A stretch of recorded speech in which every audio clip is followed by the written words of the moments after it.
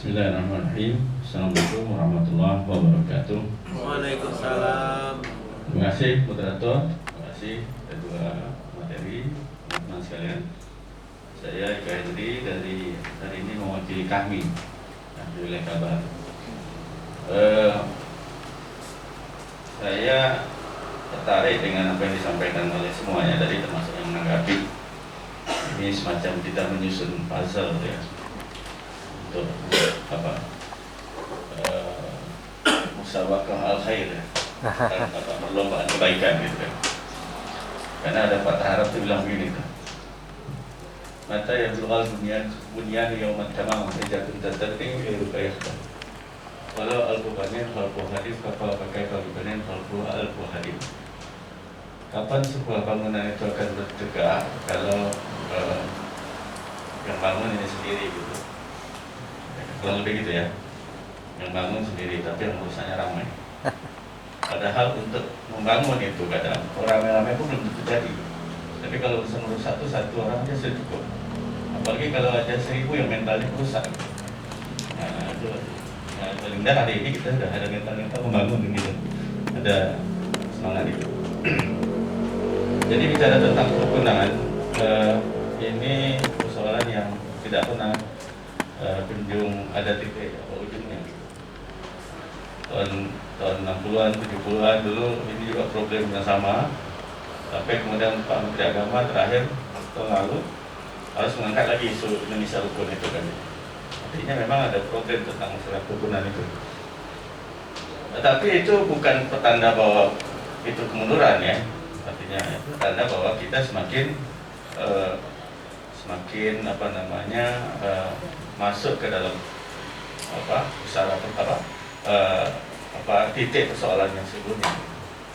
Karena memang pada masyarakat yang plural seperti kita ini memang potensi persoalannya tidak jauh dari persoalan membangun keragaman dan segala macam. Itu problem yang make sense lah saya kira. Nah, oleh karena itu memang upaya-upaya untuk membangun itu ya terus-menerus.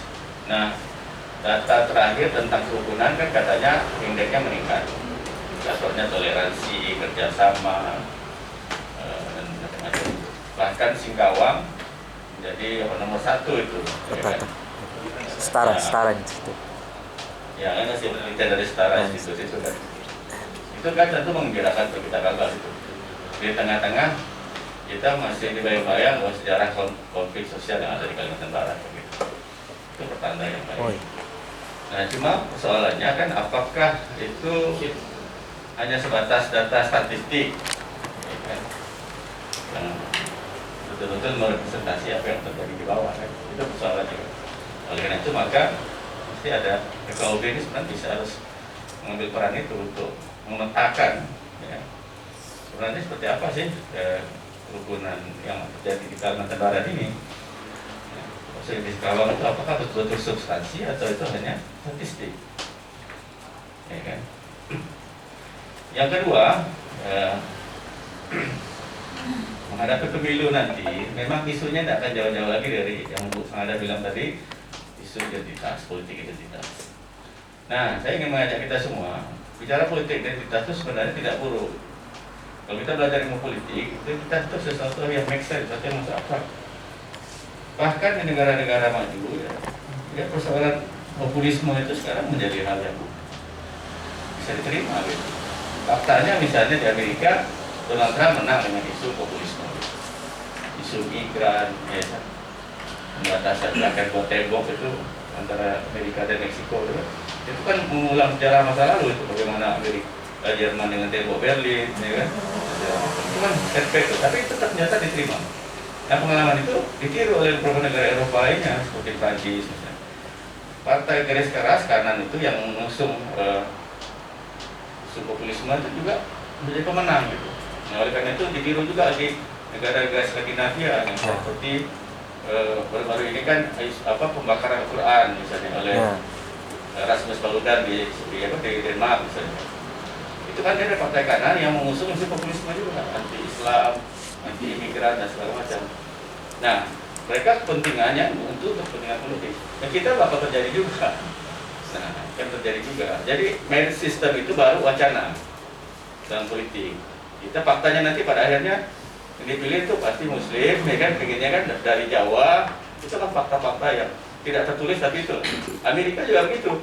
Presiden Amerika tidak ada konstitusi yang mengatakan harus misalnya Protestan atau apa kan, tapi selalu saja tertulis seperti itu. Karena apa WhatsApp itu kan, white section apa namanya kulit putih berbahasa Inggris, direct Protestan kan gitu, selalu begitu. Nah, cuma persoalannya barangkali ya, walaupun tetap isu itu akan tetap mengemuka sebagai preferensi pemilih, dasar pilihan pemilih. Nah, tapi bagaimanapun kita mengusung isu agama, tetapi tetap aja persoalan misalnya kualitas harus dikedepankan gitu. Ya kan hanya persoalan mendulang suara umat. Nah, oleh karena itu maka kita ini harus tetap menciptakan ruang dialog dalam bangsa ini. Kita ini kan sekarang kehilangan keriangan kegembiraan kita sebagai sebuah bangsa. Ya kan? Sedikit lapor polisi, salah ceramah lapor polisi gitu kan. Ngomong seminar salah lapor polisi. Bahkan mohon maaf itu kan, menyebutkan jin buang anak aja itu masuk polisi kan gitu kan. Untung ponisnya itu masih kena ponis 7 bulan 15 hari kan gitu. Nah, jadi kan kita kehilangan keakraban kita berbangsa itu kan. Nah, itu yang problemnya gitu. Padahal kita ngomong terus moderasi dan segala macam. Berarti ada yang problem kan gitu kan. Ada yang problem. Jadi saya karena ini MGD, saya mengusulkan setidaknya 3 hal. Yang pertama ya, kita paling tidak ya setiap kita yang beragama ini itu paling tidak memahami secara mendalam norma ajaran agama masing-masing itu. Seperti yang Pak Jul ceritakan tadi kan, kalau kita memahami tentang sejarah Islam, pelajari tentang norma-norma Islam, benar selesai problem itu sudah. Tidak ada masalah itu. Ini kan. Yang selalu membentur-bentur itu kan karena pemahaman agama tidak mendalam. Itu disebut sekarang dengan hulu. Praktik beragama yang berlebihan, ekstrim segala macam karena tidak memiliki wawasan agama yang mendalam. Kalau mendalam tidak ada masalah itu. Kemarin di kampus ribut tentang mengucapkan assalamualaikum, inna lillahi wa inna ilaihi raji'un. Meninggalnya Ratu Elizabeth itu kan. Itu kan banyak ribut benar, itu kan persoalannya. Temen-temen ada teologi. Tapi ya bang, itulah problemnya. Nah yang kedua, sejauh mana pemahaman kita terhadap pihak lain, masuk agama, suku bangsa yang berbeda. Sepanjang kita punya pemahaman yang baik tentang agama lain, tidak ada masalah. Soalnya AS-nya orang perbandingan agama, maka dia bisa ngomong dengan pendeta, segala macam, tidak ada problem. Nah kita kan tahu kita tapi nggak tahu orang lain, itu problem. Nah yang ketiga, ya, kalau kita sudah tahu kita, tahu orang lain, nah sekarang bagaimana kita merumuskan modus PPD-nya itu, ya, semacam household indicators ya, atau common platform lah yang menjadi kesepakatan kita. Nah kita ini sekarang problemnya kalau di atas meja itu bagus gitu, giliran ke belakang kita double standar. Nah itu nggak tahu nih kalau dia KLB merasakan tidak itu misalnya itu kita belakang, apalagi bicara tentang variabel politik dan segala macam, itu kadang double standar. Itu tidak bisa dihindari, tetapi kalau kita bisa reduce itu, bisa kurangi itu, saya kira ini salah satu cara. Dan problem ini tidak selesai. Dulu Muhammad Nasir itu ngomong tentang modus PPD itu, misalnya tentang penjualan agama. Kata Pak Nasir boleh, ya kita. Nah sekarang bagaimana dalam penyebaran agama nggak boleh nyebarin orang yang tidak beragama. Nah agama tertentu nggak menolak karena memang doktrin agamanya harus mendakwahkan semuanya gitu, tidak pilih gitu. Nah ini tidak selesai gitu. Ya. Nah maka perlu kita merumuskan modus PPD ini ya, yang itu disepakati bersama dan kita tidak double standar, tidak double standar. Nah itu tadi seperti yang Ibu contohkan itu kan, konteks kita sekarang itu kan kita mendukung pemerintah, oke, tapi ketika negara itu misalnya melakukan sesuatu hal yang ini, mestinya kita kritis juga ya. Jangan mentang-mentang kita bagian dari kekuasaan, kita hilang daya kritis dari pemerintah. Itu ada namanya Jaksa Pinangki, dituntut 10 tahun vonisnya, banding turun jadi 4 tahun. Sekarang menjalankan 1 tahun lebih sudah keluar.